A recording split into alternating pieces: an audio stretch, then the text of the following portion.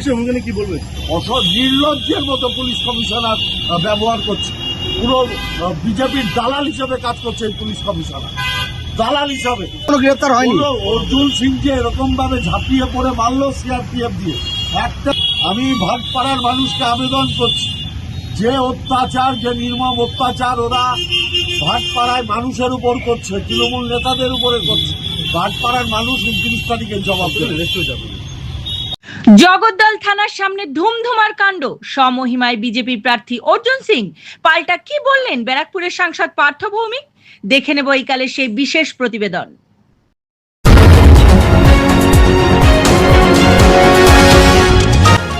আপনারা দেখছেন এইকাল.in, সঙ্গে থাকুন, ভরসা রাখুন।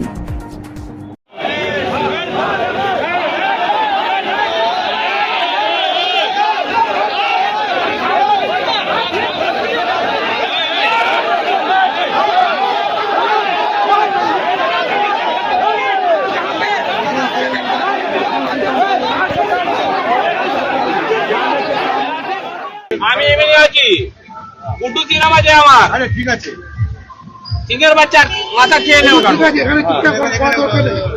আমরা চুপচাপ পাই, পেয়ে যাবো। আমি দেখেন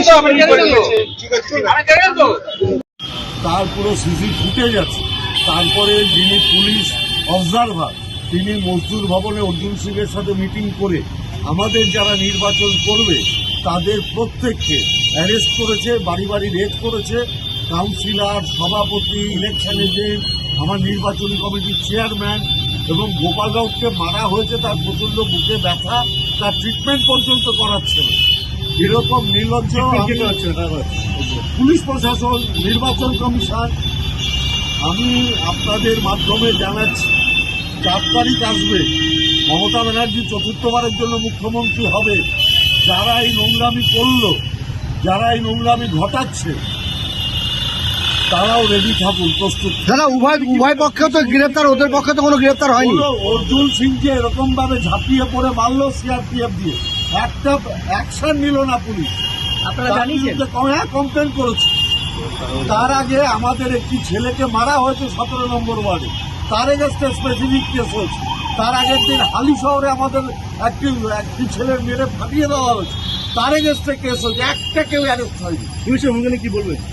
নির্লজ্জের মতো পুলিশ কমিশনার ব্যবহার করছে, পুরো বিজেপির দালাল হিসেবে কাজ করছে এই পুলিশ কমিশনার, দালাল হিসাবে।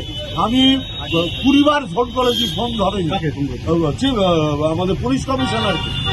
আমাদের সিইও মনোজ কুমার আগরওয়াল ফোন ধরছে না। এত নির্লজ্জ এরা, বেহায়া। আমি ভাটপাড়ার মানুষকে আবেদন করছি, যে অত্যাচার, যে নির্মম অত্যাচার ওরা ভাটপাড়ায় মানুষের উপর করছে, তৃণমূল নেতাদের উপরে করছে, ভাটপাড়ার মানুষ 29 তারিখে জবাব দেবে। অলরেডি আমাদের 4 জন অ্যারেস্ট করেছে। যারা কোথায় থানা, সব থানার সামনে, আর বলছে মেঘনা মিলে নাকি বোম মেরেছে। আর সবার তাহলে তো সিসি ফুটেজ থাকবে, সারা ভাটপাড়ায় সিসি ক্যামেরা বসানো আছে। একটা সিসি ক্যামেরা দেখার তো যে তৃণমূলের কেউ বোম মারছে।